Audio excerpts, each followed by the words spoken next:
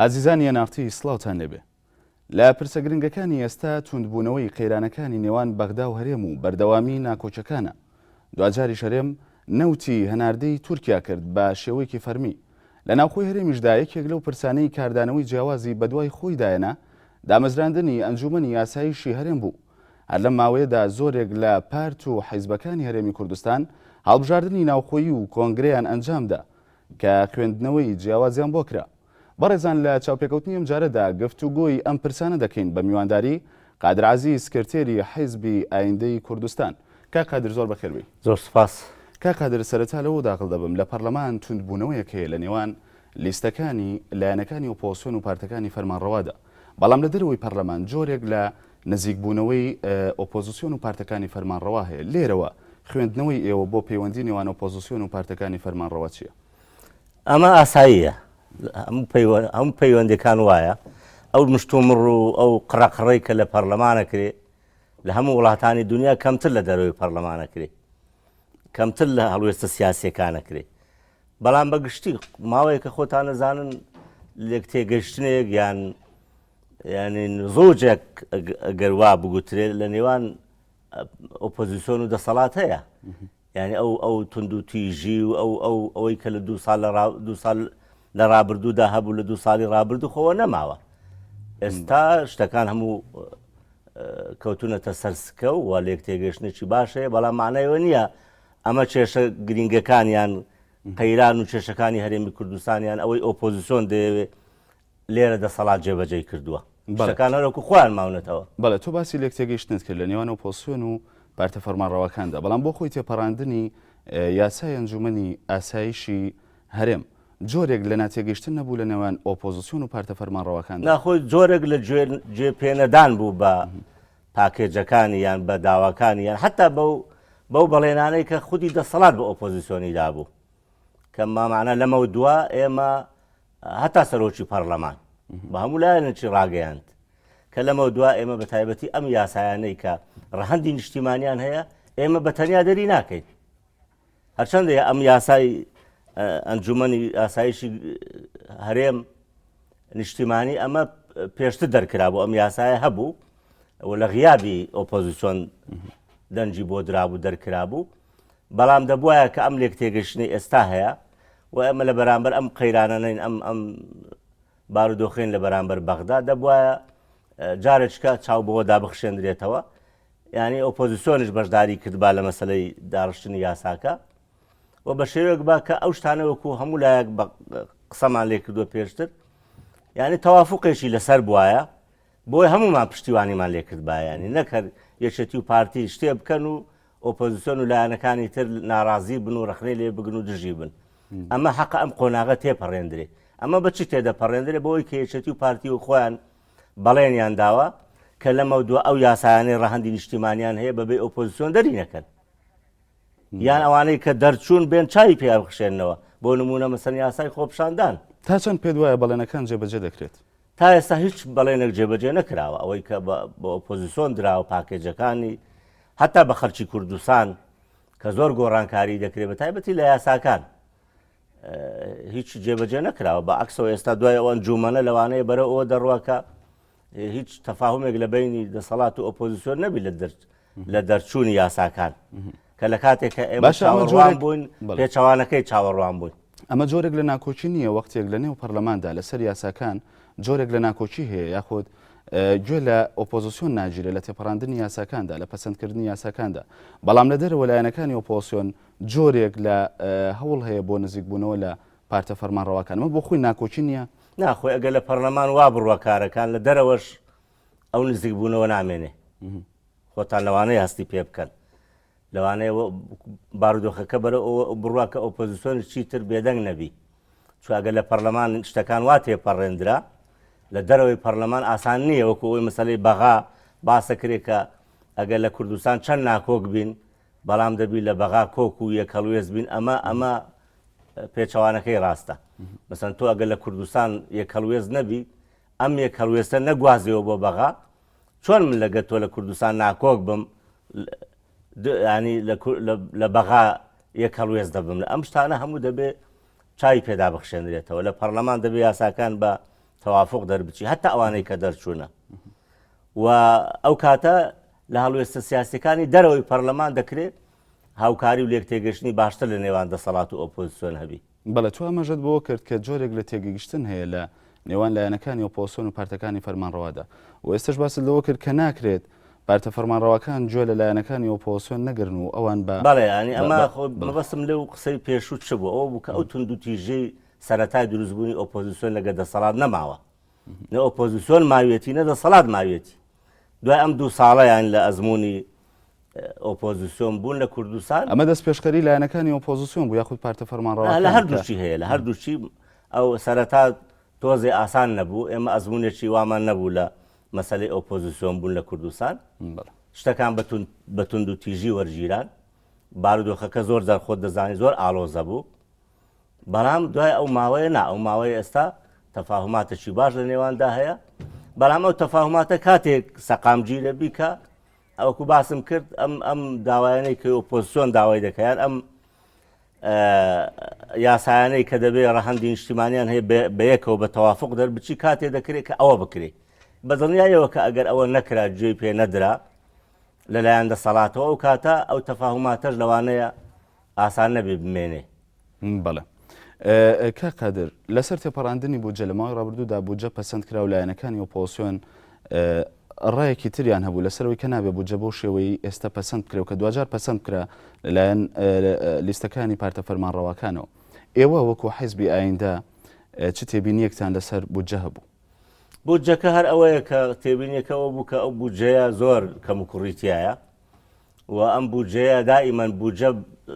دەبێ هەموو داهاتی کوردستانی هەرێمی کوردستانی تیابی ئەمە بەس داهاتی بەغای تیا بوو سەتەحەڤەکە داهاتەکانی تری کوردستان بەو شێوە نەبوو یان کەم بوو یان بەو ڕێژەیە نەبوو کە خەرک دڵنیابی لەم داهاتە لەبەرەوەی گلەیەکی زۆر لەوە بوو کە داهاتی کوردستان زۆر لەوە زیاترە کە ئێستا لەو بودجەیەدا هەیە و ئەو بودجەیە ئەبوابی زۆری تایە کە زۆر داهاتی کوردستان بە هەدەر دەدا و لەوە ئۆپۆزیسیۆن ناڕازی بوونی خۆی دەربڕی لە بەرامبەر بودجەکە. بەڵێ تۆ کوسکرتی لە حیزبی ئایندە تەسەوراتت بۆ داهاتی هەرێمی کوردستان چۆنیانی پێت وایە داهاتی هەرێمی کوردستان چەندە؟ داهاتی هەرێمی کوردستان زۆر لەوە زیاترە ئێمە داهاتی لە پەرلەمان داهاتی بومەرگەکانمان هەیە داهاتی باج و خەراجی ناو خۆمان هەیە ئەوانە هەموو بە ملیارن ئەمانە زۆر لە بەغا زیاترن یعنی داهاتی کوردستان بە پێی ئەوە قسەی من نییە بە پێی ئەوانەی کە شارەزان یعنی هیچی لە داهات لە سەتە عەفدەکەی بەغا کەمتر نییە کەچی ناخرێتە ناو بودجە یان شتێکی کەمی دەخرێتە ناو بودجە خەرک بەمە ناڕازیە. بەڵێ کا قادر ئێوە لە کاتی خۆیدا تێبینیتان هەبوو لەسەر بودجەکە واتە هەڵوێستێکی ڕوونتان هەبوو چونکە زۆر جار دەوترێت لەسەر و پرسانە لە قەوزدا پارتە بچووکەکان قسەیەکیان نییە لەسەر و بابەتانە و بێدەنگن ئایا ئێوە قسەتان نییە یان وەکو پێویست دەنگتان ناگات؟ ئەمە بۆ ئەمە جیاوازین لەوانی تر ئێمە ئێستا لە ئۆپۆزیسیۆنین ئەگە بۆ سابەبی ئێمە لە ئۆپۆزیسیۆنن و هەمان هەڵوێستی ئۆپۆزیسیۆنمان هەیە لە پەرلەمان هیچ هەڵوێستێک دەرناکرێ ئەگەر ئێمە تیانەبی واتە ئێوە شاوبەشن لە هەڵوێستەکانی ئۆپۆزیسیۆنمان هەیە لە بەرامبەر بودجە لە بەرامبەر شتەکانی تر چونکە ئێستا ئێمە بەشێکین لە ئۆپۆزیسیۆن ئەمە جاین لەگە ئەو پارتانەی کە تۆ باسی دەکەی. لە کوی بڕیارەکاندا ئێوە لەگەڵ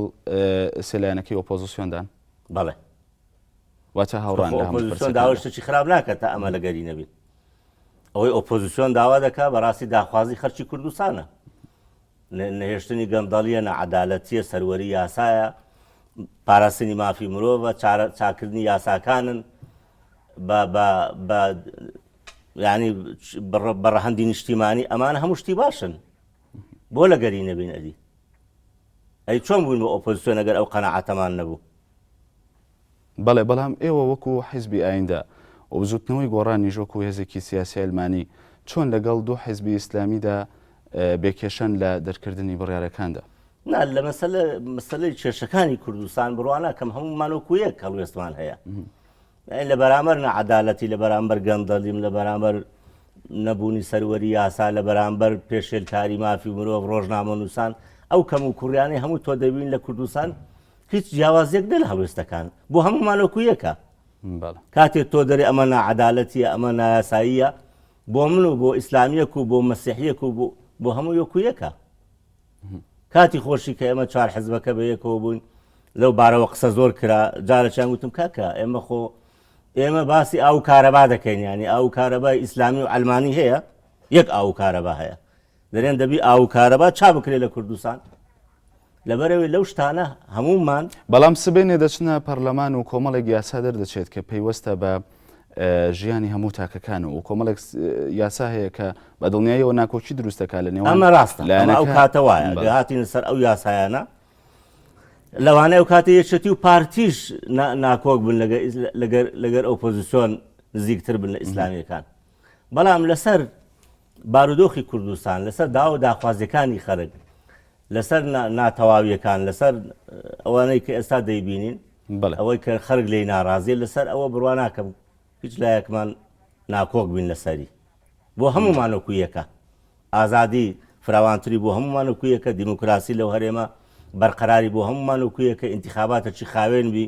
بۆ هەمومانەکو یەکە پاشە تۆ لە بیرن نەچی ئێستا دوای ئەم گۆڕانکاری ناوچەکە دوای شۆڕشەکانی بەهاری عەرەبی ئێستا ئەوە ئەزموونەشی ترە بۆ ئێمە کە ئەوەی لە کوردستان ئێمە دەستپێشخەر بوون تێیدا کە بۆچی ئیسلامیەکان و ئەلمانیەکان دائیمەن بەریەککەوتن هەبی لە بەرامبەرێک ڕابگیرێن ئەمە ئاسایی نییە ئاسایی ئەوەیە کە ئیسلامیەکان و ئەلمانیەکان لە بەرامبەر داخوازیەکانی خەرک یەک هەڵوێست بن یەک بەرنامە بن یەک لست بن ئەوە ئێستا دەیبینی لە شۆڕشەکانی بەهاری عەرەبی کە لە ئینتیخاباتەکان هاوکاری دەکەن ینی لێک تێگەشتێکی تازە هەیە ئەوە نییە ئیلا دەبی کە تۆ ئیسلامی بی دژی ئەلمانی بی تۆ ئەلمانی بی دژی ئیسلامی بی ڕاستە جیاوازی لە مەسەلە فکری و ئایدۆلۆجیەکان بەڵکەواتە لێرە من پرسیارێک دەکەم دەمەوێت ئەنی زیاترەوە بۆ ڕوون بکەیتوانێ پەیوەندی ئێستای نێوان ئەم چوار هێزە ئۆپۆزیسیۆنە پەیوەندیەکی تەکتیکیە یاخود استراتیژی نانە هیچ تەکتیکی نییە پەیوەندی ئەوەیە کە هەمومان ئێستا لە بەرامبەر کێشەکانی گەلی خۆمان لە بەرامبەر فرسەنەتەوەیەکان لە بەرامبەر کێشەکانی کە لە بەغا هەیە لە بەرامبەر چۆنێتی چارەسەرکردنی کێشە و قەیرانەکانی هەرێمی کوردستان یەک هەڵوێستین بەڵێ کەواتە ئێوە جیاوازێک نییە بەڵێ کەواتە ئێوە پلانێکی استراتیژی دوورمەوداتان هەیە بەڵێ پلانەکە ئەوەیە کە تۆ هەرێمی کوردستان لەم قۆناغە ڕاگوزاریە بگوازیەوە بۆ قۆناغێک کە دیموکراسی سەقامگیر بی کە یاسا سەروەربی کە هەڵبژاردن بە خاوێنی بکرێت کە مافی مرۆڤی تێدا بپارێزرێ کە بودجە شەفافبی کە پەرلەمان کارابی ئەمە کۆمەڵێ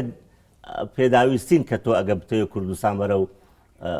قۆناغێکی دیموکراسی لەوە کەسمان مخالیف نین هەمومان یەکین بەڵێ ئەکرێ بڵێن ڕێکەوتنێکی استراتیژی ڕانەگەێنراو لە نێوان ئەم چوار هێزە ئۆپۆزیسیۆنەدا هەیە بەڵێ ئەمەیە ئەو استراتیژی چیە ئەمە ئەوەی کە تۆ دەتەوێت کوردستان بگەینە ببەی بۆ قۆناغێکی ئاوا کە ملەتانی تریش پێیدا تێپەڕیون کە ئێمەش ئێستا پێیدا تێدەپەڕین ئەمە بێگومان ڕێککەوتنە لەسەر ئەو استراتیژیەتە ئەمە شتی تەکتیکی نییە ینی بە دیموکراتیزەکردنی کوردستان یاسا سەروەری لە کوردستان کۆمەلگایەکی مەدەنی لە کوردستان ئەمانەشتی تەکتیکی نین کە ئێمە هەمومان خەباتی بۆ دەکەین بەڵام زۆر جارە لایەن سەرکردە سیاسەکانەوە بازەوە دەکرێت کە ئەم پەیوەندیانەی ئێوە لایەن کارکتەرە سیاسەکانەوە بازەوە دەکرێت کە ئەم پەیوەندی ئێستا ئێوە پلانێکی تەکتیکیە ناخە بەو مانای تەکتیکی ئێمە لەسەر قۆناغێکی مەرحەلی تۆ پراکتیزەکردنی کوردستان ینی دیموکراسی لە کوردستان لەوانەیە ساڵانێکی زۆر بخایەنی ئەمە هەنگاوێکی تەکتیکی نییە تۆ ئەم ساڵیان 6 مانگ لەسەری ڕێککەوی ینی گواستنەوەی کوردستان لەم قۆناغە مەرحەلە ئینتیقالیە کە ملەتانی تریش پێیدا تێپەڕیون بۆ قۆناغێک کە لە کوردستان بە فعلی دیموکراتیزەکردن هەبێ لە کوردستان بە فعلی یاسا سەروەربی لە کوردستان بە فعلی دەسەڵاتەکان لێکجیابن دادگا بی پەرلەمان بی حکوومەت بی حزب بی حزب کاری حکوومەت نەکا ئەمانە ئازادی هەبی ئازادی یاساکان یاسای دیموکراسی بن ئازادی ڕۆژنامەگەری هەبی ینی کەس بەبێ دادگا لێ پێچانەوەی لەگەن ئەمانە هەموو ئەمانە قۆناغێکی زۆر دوور و درێژە زۆرمان ماوە لە کوردستان بیگەینێ لەبەرەوە تۆ ناتوانانی برێ ئەمە تەکتیکە بەڵێ کا قادر پێشتر ئێوە لە هەڵبژاردننی پێشووتری پەرلەماندا وەکو حیزبی زەحمەتکێشانی کوردستان و حیزبی سۆسیالیست دموکراتی کوردستان و یەکگرتووی ئیسلامی و کۆمەڵی ئیسلامی ئەو کات لیستی خزمەتگوزاریتان ڕاگەیاند بۆچی دواتر ئێوە جیابوونەوە و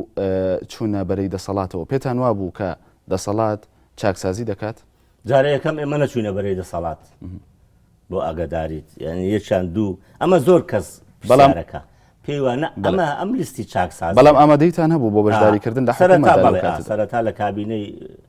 شەشەم بەڵێ بەڵام خۆیان بەشداری ئێمە و کۆمەڵیان پێ نەکرد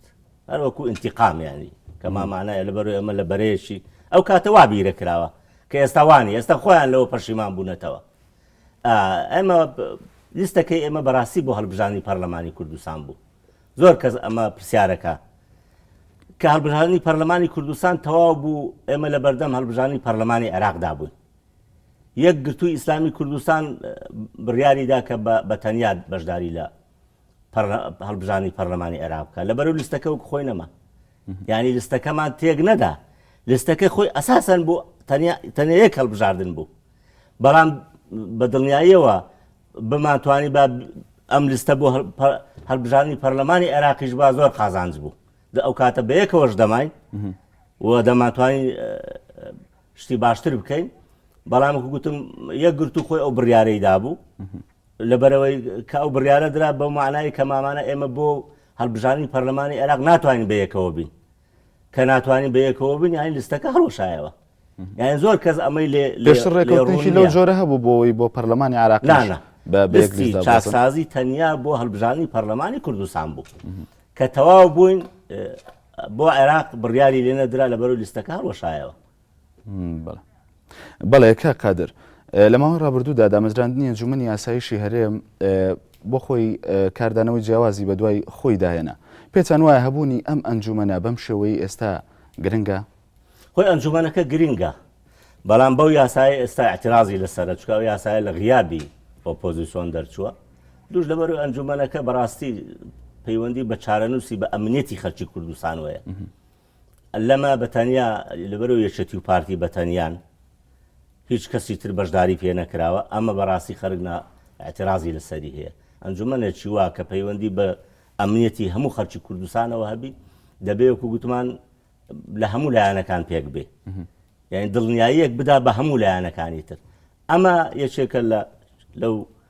ناڕەزایەتی کە ئێستا لەسەر ئەو ئەنجومەنە هەیە کە مامانە یاساکە لە غیابی ئۆپۆزیسیۆن دەرکراوە و ئەنجومەنەش بەتەنیا لە یەکێتی و پارتیە خەرکی تری تێدا نیە لایانی ئەمنی دەبێ بەڕاستی ڕەچاو بکرێنی گرنگترین تێبینی تۆ وەکو سکرتێری حیزبی ئایندە چییە هەر ئەوەیە یعنی ئەو یاسایە بەڕاستی ینی ئۆپۆزیسیۆنیش بەشداری تێدا بکرد با لە دەرچوونی یاساکە و هەوڵ بدرێ و ئەنجومەنە بەتەنیا یەکێتی و پارتی نەبن چونکە مەسەلەیەکی ئەمنی مهمە چارەنووسی کوردستان ئەمن ئەوڕۆ لە هەموو شتێ مهمترە باشە ئەو ئەنجومەنە لە چەند لایەنێکی تر پێک بێ واتە بەشداری پێکردنی لایەنەکانی ئۆپۆزیسیۆن لەو ئەنجومەنەدا وای دەکرد کە ئەمە ئەنجومەنێکی بێکێشە ینی خەرکی بێ لایەن خەرکی سەربەخۆ ئۆپۆزیسیۆن یان یاساکە باشتر بکرێ یان یەکی لە تێبینیەکانەوەی ئەنجومەنە سەر بە حکوومەتی کوردستانی هەرێمی کوردستان یان پەرلەمان ناتوانانی لێ پێچیتەوە ئەمە هەموو ڕخنانن کە خەڵکو و ئۆپۆزیسیۆن لەو ئەنجومەنە هەیەە بەڵێ پێشتر ڕخنی ئەوە هەبوو کە یەکێتی و پارتی خاوەنی دەستگای زانیاری و دەستگای پاراستن بەڵام بۆ خۆی بە یاساییکردنی ئەم دەستگایانە و کۆکردنەوەیان لە دەستگایەکی لەو جۆرەدا بە یاسایەک ڕێخستنیان بۆچی خراپە؟ خراپ نییە بەڵام گوتم ئەو تێبینیانە دەبێت لە بەرچاو بگیرێ ئەگەنا خۆمان داوامان کردی ئەم دەستگایانە بە یاسایی بکرێن بە نیشتیمانی بکرێت ئێستا کە دەکرێت تۆ بۆ پێ بەڵام ئەم تێبینیانەی کە ئێستا هەیە لەسەری دەبێت ئەم تێبینیانە لە بەرچاو بگیرێن بەڵێ ئەوەی کە باز دەکرێت کە ڕاستەوخۆم ئەنجومەنە سەر بە سەرۆکایەتی هەرێمی کوردستانە بە مەترسی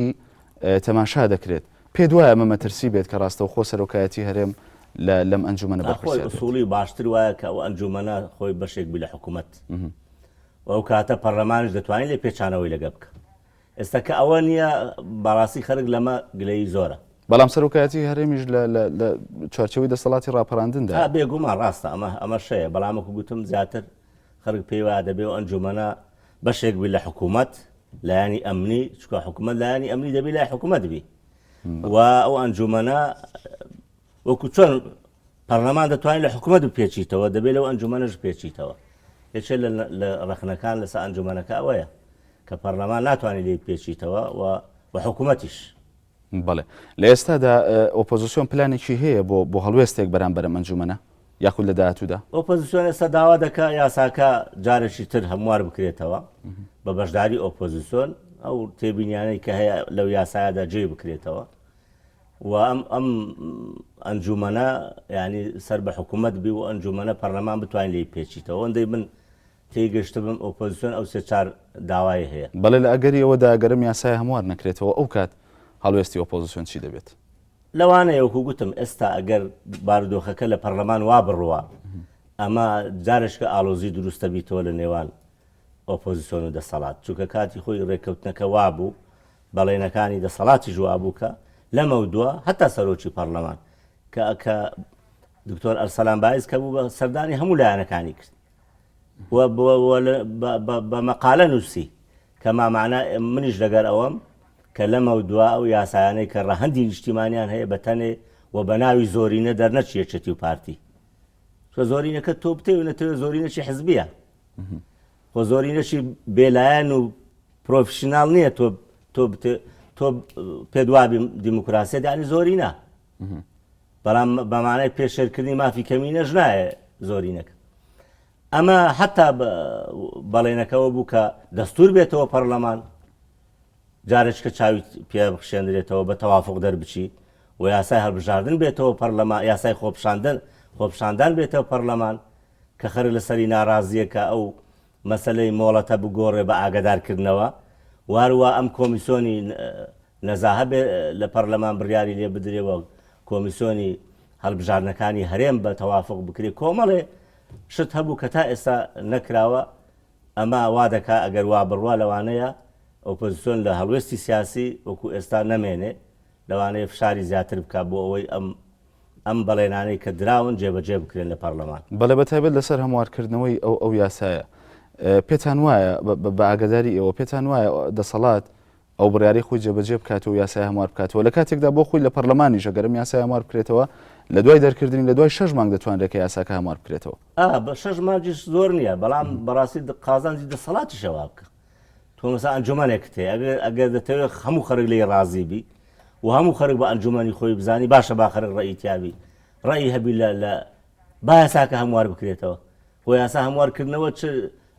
شتێکی ئەوەندە گرنگ نییە. کەواتە لێرەوە پێت وایە دەسەڵات گوێ لە ئێوە دەگرێت بۆ ئەوەی یاساکە هەموار بکرێتەوە؟ من پێم وایە دەبێت زوو یا درەنگ بەڵام ئەوەی هەندێک جاران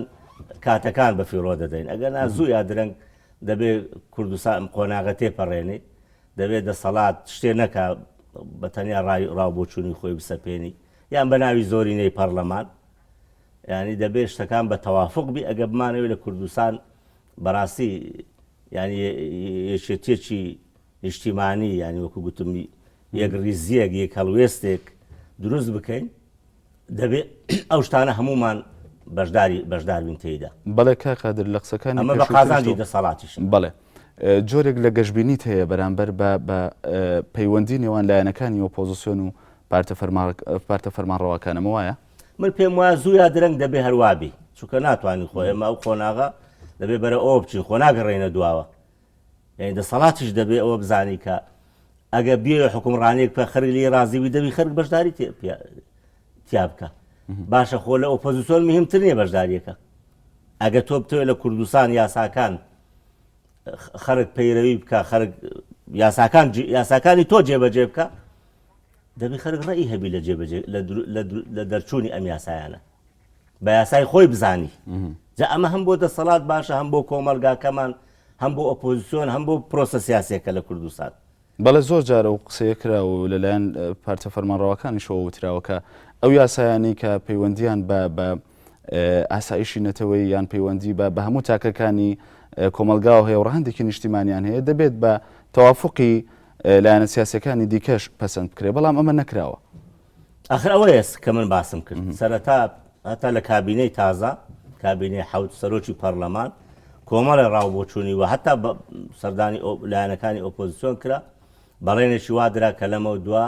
ئەو شتانە نایەلن ئەو یاسانەی کە ڕەهەندی نیشتیمانیان هەیە دەیگەڕێنەوە بۆ پەرلەمان تەنانەت دەستوریش ینی تا ڕادەیەک لەسەری ینی زمنیان ینی ڕازی بوون لەسەری